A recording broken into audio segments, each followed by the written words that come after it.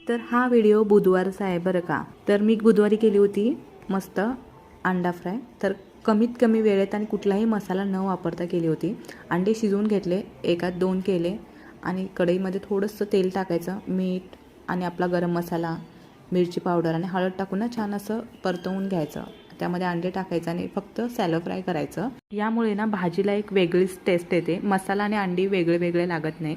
आता शक्यतो अंडे थोडेसे सपक असतात ना, त्यामुळे हे जरा मसाल्यामध्ये फ्राय करून घेतले ना तर ग्रेव्ही आणि हे अंडे सेम लागतात. तर त्यावर वरतून कोथिंबीर टाकायची आणि दोन्ही बाजूने ना छान असं फ्राय करून घ्यायचं. तर हे काढून घ्यायचं साईडला आणि त्याच कढईमध्ये ना थोडंसं तेल टाकून आपण आता भाजी बनवणार आहोत. तर भाजीसाठी काही आपण वाटण वगैरे केलेलं नाही आहे. 2 कांदे कापून घेतले, ते पण बारीक कट करून घ्यायचं आणि टोमॅटो पण एक बारीक कट करून घ्यायचं. तर थोडंसं तेल टाकायचं, जिरं टाकायचं आणि बारीक चिरलेला कांदा टाकायचा.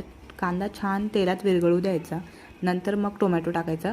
टोमॅटो टाकल्यानंतर लाल तिखट, मीठ, हळद आणि थोडासा गरम मसाला टाकायचा आणि छान परतवून घ्यायचं. आणि परतवून घेतल्यानंतर थोडंसं अर्धी वाटी पाणी टाकायचं आणि शिजवून घ्यायचं. यामुळे काय होतं, आपण कोणतीही ग्रेव्ही करणार नाही आहे ना, तुम्ही बघू शकताय कुठलेही वाटण न घालता छान ग्रेव्ही तयार झाले.